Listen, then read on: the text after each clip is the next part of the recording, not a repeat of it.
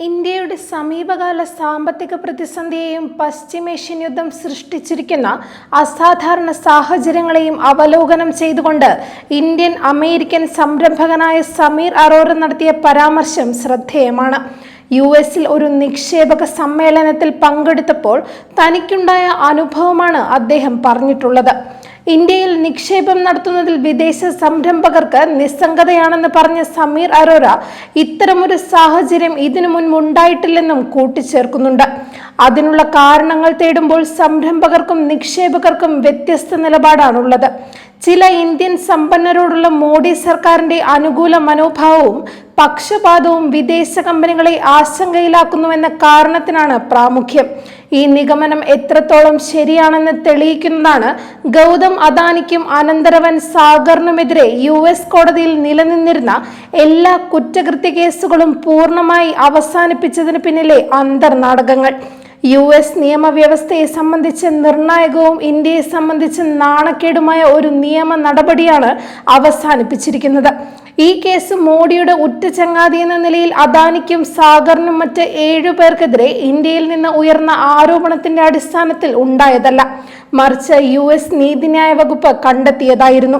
വൻ ലാഭം പ്രതീക്ഷിക്കുന്ന സൗരോർജ കരാറുകൾ നേടുന്നതിനായി അദാനിയും കൂട്ടരും $265 മില്യൺ കൈക്കൂലി നൽകാൻ ശ്രമിച്ചുവെന്നായിരുന്നു US securities and exchange commission കണ്ടെത്തിയത്. ഉദ്യോഗസ്ഥർക്ക് കൈക്കൂലി നൽകിയതുൾപ്പെടെയുള്ള നിർണായക വിവരങ്ങൾ മറച്ചുവെച്ച് അമേരിക്കൻ നിക്ഷേപകരിൽ നിന്ന് കടപ്പത്ര വിൽപ്പനയിലൂടെ പണം സമാഹരിച്ച് വഞ്ചിച്ചുവെന്ന മറ്റൊരു കേസുമുണ്ടായി. അഴിമതി, വഞ്ചന, ഗൂഢാലോചന എന്നീ കുറ്റങ്ങളാണ് ഇവർക്കെതിരെ ചുമത്തിയത്. 2024 നവംബറിലാണ് ഈ കേസുകൾ ഉണ്ടാകുന്നത്.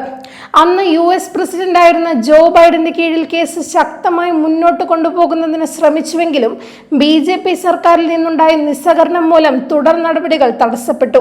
അദാനിക്ക് നോട്ടീസ് നൽകുന്നതിന് US കോടതി പലതവണ ഇന്ത്യൻ അധികൃതരുടെ സഹായം തേടിയെങ്കിലും ലഭിച്ചില്ല. ഇരു രാജ്യങ്ങളും തമ്മിലുള്ള നയതന്ത്ര ബന്ധങ്ങളുടെയും അന്താരാഷ്ട്ര നിയമങ്ങളുടെയും അടിസ്ഥാനത്തിൽ അദാനിക്ക് നോട്ടീസ് നൽകുക എന്ന ഉത്തരവാദിത്വം നിർവഹിക്കുന്നതിൽ ഇന്ത്യൻ സർക്കാർ ബോധപൂർവം വീഴ്ച വരുത്തുകയായിരുന്നു. ഇക്കാര്യം പലതവണ US കോടതിയിൽ SEC വ്യക്തമാക്കുകയും അന്താരാഷ്ട്ര മാധ്യമങ്ങൾ ലോകത്തെ അറിയിക്കുകയും ചെയ്തു. എന്നാൽ അഴിമതി കേസായിരുന്നിട്ട് പോലും ഉറ്റ ചങ്ങാതിയായ ഗൗതം അദാനിയെയും കൂട്ടരെയും സഹായിക്കുന്ന നിലപാട് മാറ്റുന്നതിന് മോഡി ഭരണകൂടം തയ്യാറായില്ല. ഇതിനിടയിൽ മോഡിയുടെ കൂടി ഒത്താശയോടെ നടന്ന അന്തർനാടകങ്ങളുടെ ഫലമായി അദാനിക്കും കൂട്ടർക്കുമെതിരായ കേസ് അവസാനിപ്പിച്ചിരിക്കുകയാണിപ്പോൾ. ഗൗതം അദാനി 60 ലക്ഷം, സാഗർ അദാനി $1.20 കോടി വീതം പിഴയൊടുക്കാൻ സമ്മതിച്ചതോടെയാണ് ഈ കേസ് അവസാനിപ്പിക്കാൻ തീരുമാനിച്ചതെന്നാണ് പ്രോസിക്യൂട്ടർമാർ അറിയിച്ചിരിക്കുന്നത്. കേസിന് US-മായി നേരിട്ട് ബന്ധമില്ലെന്ന വിചിത്ര ന്യായവും നിരത്തിയിട്ടുണ്ട്. ഇതോടൊപ്പം US ഉപരോധം ലംഘിച്ച് ഇറാനിൽ നിന്ന് അദാനി കമ്പനി LPG ഇറക്കുമതി ചെയ്തതിനെതിരായ കേസ് US ട്രഷറി വകുപ്പും ഒത്തുതീർപ്പിലെത്തിച്ചിട്ടുണ്ട്. ഇതിന് $27.5 കോടി പിഴയൊടുക്കാമെന്നാണ് അദാനിയുടെ സമ്മതം. 2 കേസുകളും ഇല്ലാതാകുന്നതിന് പിന്നിൽ US-ൽ അദാനി നടത്താമെന്ന് വാഗ്ദാനം ചെയ്ത $1 ലക്ഷം കോടി നിക്ഷേപമാണെന്നും അന്താരാഷ്ട്ര മാധ്യമങ്ങൾ വെളിപ്പെടുത്തിയിട്ടുണ്ട്. ഇവിടെയാണ് മോഡിയുടെ നേതൃത്വത്തിൽ നടന്ന അന്തർനാടകങ്ങൾ തിരശീലയ്ക്ക് പുറത്തെത്തുന്നത്.